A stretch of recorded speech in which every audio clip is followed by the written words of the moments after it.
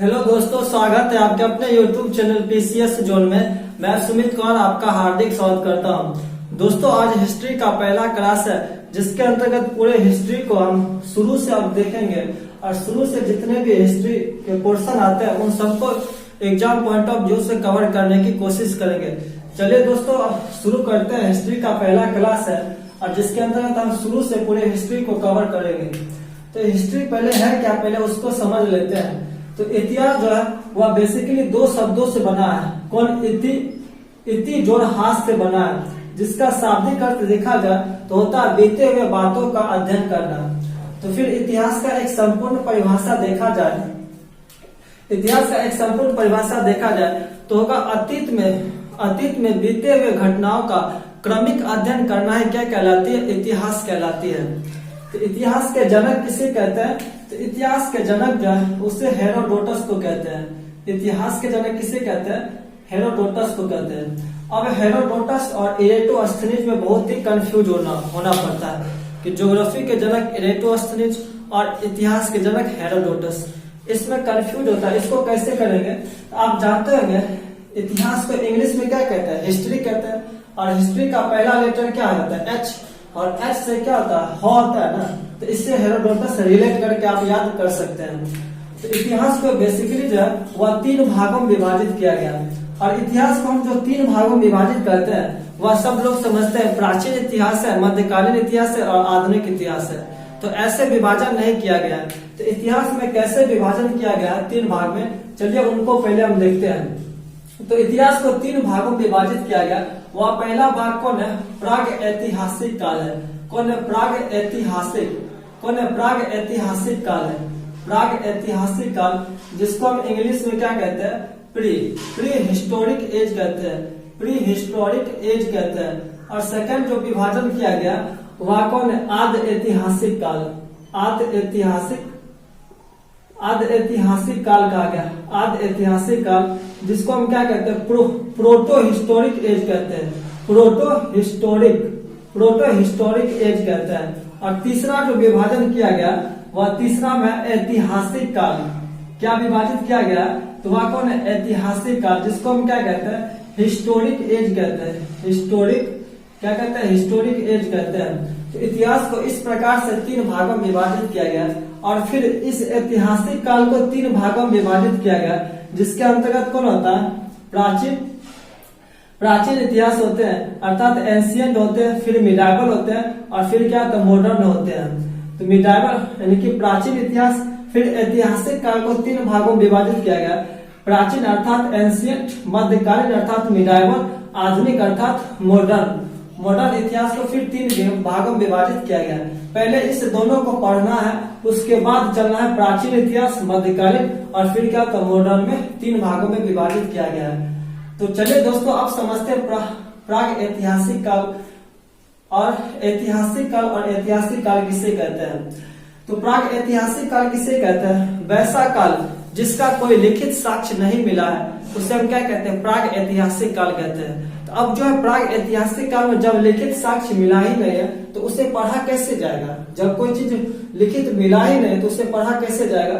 तो वैसा काल जो है ना लिखा गया और ना पढ़ा गया, उसे हम क्या कहते हैं? प्राग ऐतिहासिक काल कहते हैं। जैसे देखा जाए तो हड़प्पा सभ्यता के पहले का काल, जैसे इसका एग्जाम्पल अगर देखा जाए तो वह कौन हो गया? हड़प्पा सभ्यता के पहले का काल। तो उसके पहले जो मानव जीते थे वह आदि मानव लोग खाना बदोश जीवन जीते थे। उसका बस एक ही काम था, खाना खाना है और अगले दिन फिर क्या खाना है उसके बारे में सोचना था। अर्थात उसका पेट भर जाए वह उसी के बारे में वह सिर्फ सोचता था। और इस काल में मानव जो था वह बिल्कुल असभ्य था। असभ्य मतलब क्या था? जब वह कोई व्यक्ति बूढ़ा हो जाता था तो वह उसी को मारकर खा जाता था। तो वह यह सब घटना किस काल में होता था? यह प्राग ऐतिहासिक काल में होता था, जिसमें कोई लिखित साक्ष्य नहीं मिला है। तो आप याद रखिएगा, इस प्राग ऐतिहासिक काल में सबसे अधिक पत्थर का उपयोग किया गया था, इसलिए इस प्राग ऐतिहासिक काल को हम पाषाण काल भी कहते हैं। इस प्राग ऐतिहासिक काल को और किस नाम से जानते हैं? पाषाण काल भी कहते हैं। अब समझते हैं आदि ऐतिहासिक काल किसे कहते हैं। तो वैसा काल जिसमें लिखित साक्ष्य मिला गया है लेकिन उस लिखित साक्ष्य को पढ़ा नहीं गया, उसे हम क्या कहते हैं, आदि ऐतिहासिक काल कहते हैं। जैसे इसका एग्जाम्पल देखा जाए तो वह है हड़प्पा सभ्यता।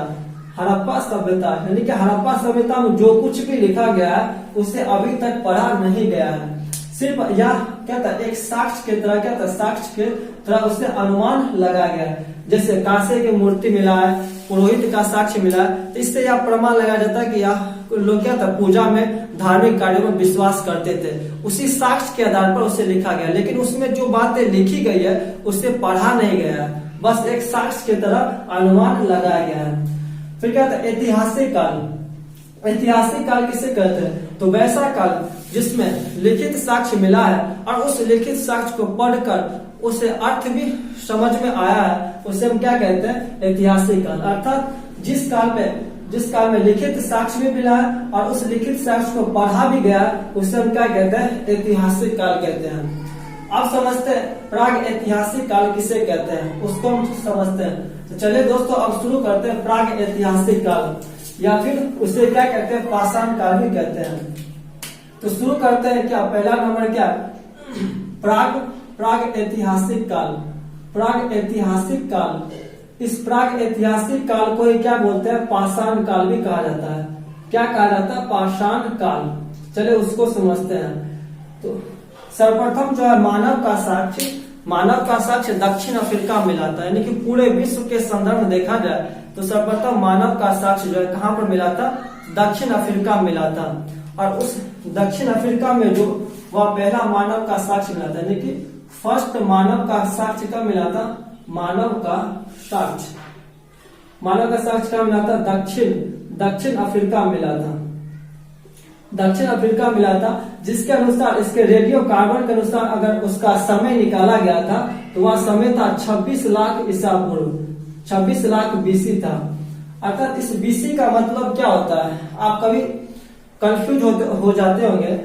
जो ईसा मसीह का जो जन्म हुआ था, ईसा मसीह के जन्म जो है वह 0 ईसा पूर्व मान लिया जाता है, और ईसा मसीह के जन्म के पहले जो भी घटना हुई उसे बीसी कहते हैं, और ईसा मसीह के बाद जो भी घटना हुआ था उसे क्या बोलते हैं, ईस्वी में या एडी जिसको कहते हैं, एडी में मापा जाता है। जैसे यहाँ पर क्या होता है, आप कभी पढ़े होंगे, लेकिन गणित में पढ़े होंगे, क्या होता है, माइनस करके इधर क्या होता है, माइनस होता है, और इधर क्या होता है, प्लस होता है। ठीक उसी प्रकार इस इतिहास में क्या होता है, इधर जो होता है पहले होता है, उधर क्या होता है, बाद होता है। अर्थात इस 26 लाख बीसी जो है, 26 लाख बीसी मतलब क्या था, पहले। अगर बाद में जाना तो वह क्या धीरे धीरे क्या होगा, इधर जाएगा 0 की तरफ, फिर 1 2 3 4। जैसे गौतम बुद्ध का जन्म जो हुआ था वह शायद 563 ईसा पूर्व हुआ था, 563 बीसी में हुआ था। और इसे जब जो वह आगे चलता गया, जो आगे चलते जाएंगे तो क्या होगा, बीसी में अर्थात एडी में, ईस्वी में पहुंचते जाएंगे। तो इधर क्या था, ईसा मसीह के जन्म के पहले बीसी में काउंट किया जाता है पहले में, और ईसा मसीह के बाद के जो काउंट किया जाता है वह ईस्वी में काउंट किया जाता है। तो दोस्तों आप समझ गए होंगे।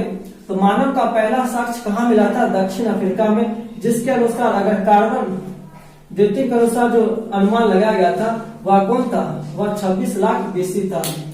और उसी क्रम में अगर भारत में जो कुछ साक्ष्य मिला था, भारत में महाराष्ट्र के बोरी नामक स्थान पर कुछ साक्ष्य मिला था, उसका कार्बन डेटिंग के अनुसार अगर अनुमान लगाया गया था तो वह 14 लाख बीसी पुराना था। तो सर्वप्रथम मानव का साक्ष्य भारत में कहाँ मिला था, तो आप याद रखिएगा, सर्वप्रथम भारत में जो साक्ष्य मिला था वह मद्रास के पलवरम नामक स्थान पर मिला था। जो कुछ साक्ष्य मिला था मद्रास के पलवरम नामक स्थान पर कुछ साक्ष्य मिला था। और यह साक्ष्य किसने खोजा था, तो यह साक्ष्य जो थे रॉबर्ट ब्रूसफुट नामक एक रॉबर्ट ब्रूसफुट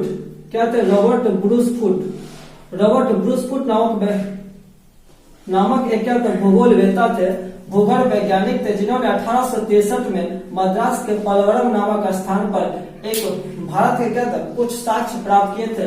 और इन्होंने क्या किया था, इन पाषाण काल को 3 भागों में विभाजित किया। कौन किए, पाषाण काल को 3 भागों में विभाजन इसी रॉबर्ट ब्रूसफुट ने किए थे। तो कैसे किए, तो मद्रास के पलवरम नामक स्थान पर कुछ साक्ष्य मिले थे और उसी के आधार पर उन्होंने पाषाण काल को 3 भागों में विभाजित कर दिया। तो वह 3 काल कौन सा था उसको हम देख लेते हैं। तो पहला जो काल था वह कौन था, पूरा पाषाण काल।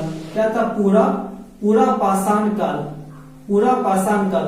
और दूसरा जो था वह था मध्य पाषाण काल। क्या था, मध्य पाषाण काल। और तीसरा जो था वह कौन था, नव पाषाण काल, नव पाषाण काल।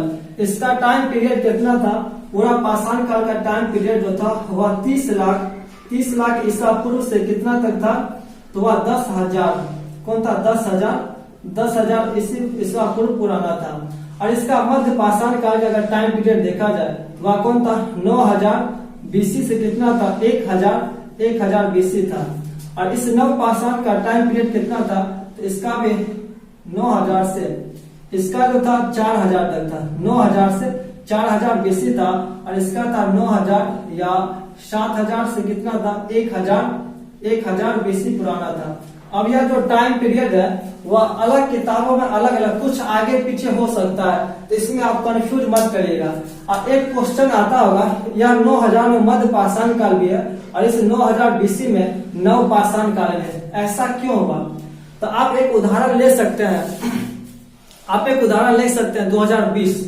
2020 में क्या जो बिहार में विकास हुआ कार्य वही विकास दिल्ली में हुआ होगा क्या। अर्थात 2020 में भारत में एक एग्जांपल लिया जाए, 2020 में दिल्ली में जो 2020 में एक साल में जो विकास हुआ होगा दिल्ली में, क्या उतना विकास बिहार में हुआ होगा, बिल्कुल नहीं होगा। क्योंकि दिल्ली क्या है, एक राजधानी है, एक चुनिंदा स्थान है, तो वहां पर ज्यादा विकास हुआ होगा। और उसी सेम टाइम पीरियड में देखा जाए बिहार में तो उतना विकास नहीं हुआ होगा। अर्थात एक ही टाइम पीरियड में क्या है, 2 पीरियड चल रहा है कि नहीं, तो उसी प्रकार एक ही टाइम पीरियड में कहीं पर मध्य पाषाण काल चल रहा था तो कहीं पर नव पाषाण काल चल रहा था। तो आप ये कंफ्यूज मत होइएगा। और ये जो टाइम पीरियड कभी आगे पीछे किताब में मिल सकता है। तो आप समझ गए होंगे पूरा पाषाण काल, मध्य पाषाण काल और नव पाषाण काल। इसमें थोड़ा आप हिंट से ले सकते हैं, पूरा पाषाण काल में क्या हुआ था। तो पूरा पाषाण काल में हम बोले थे, पाषाण काल में तो क्या था, मानव का सिर्फ खाना खाना था और उसे इकट्ठा करना था। तो पूरा पाषाण काल में जो था वह आखेट, वह खाना थोड़ी बनाता था, वह क्या करता, शिकार करता था आखेट, और उसी शिकार से क्या करता, उसे खाता था और जो कुछ भी बचता था उसे संग्रह करके रखता था। अर्थात पूरा पाषाण काल की क्या विशेषता है, तो आखेट और संग्राहक। और इस मध्य पाषाण काल में क्या हुआ था, आखेट और संग्राहक तो था ही, साथ में एक कुछ नया जुड़ गया। क्या नया जुड़ गया, तो पशुपालन करना वह सीख गया था। वह जो मानव थे वह पशुपालन करना सीख गए थे। और इस नव पाषाण काल में क्या हुआ, यह आखेट, संग्राहक और पशुपालन तीनों आता रहा और एक नया क्या जुड़ गया, तो कृषि जुड़ गया। तो कृषि का साक्ष्य किस काल में पड़ा, तो नव पाषाण काल में। पशुपालन का साक्ष्य किस काल में शुरू हुआ, तो मध्य पाषाण काल में। आखेट और संग्रह पूरा पाषाण काल में। तो दोस्तों आज का क्लास फिर यही खत्म करते हैं, फिर मिलेंगे अगले वीडियो में। और अगले वीडियो में डिस्कस करेंगे पूरा पाषाण काल और यहाँ से एग्जाम में कैसे क्वेश्चन पूछे जाते हैं। फिर मिलेंगे, फिर आगे चलेंगे मध्य पाषाण काल, फिर नव पाषाण काल। तो ऐसे करके फिर हिस्ट्री के सीरीज को खत्म करेंगे। बने रहिएगा इस वीडियो में। तो दोस्तों आज का क्लास यहीं पर खत्म करते हैं। थैंक यू दोस्तों।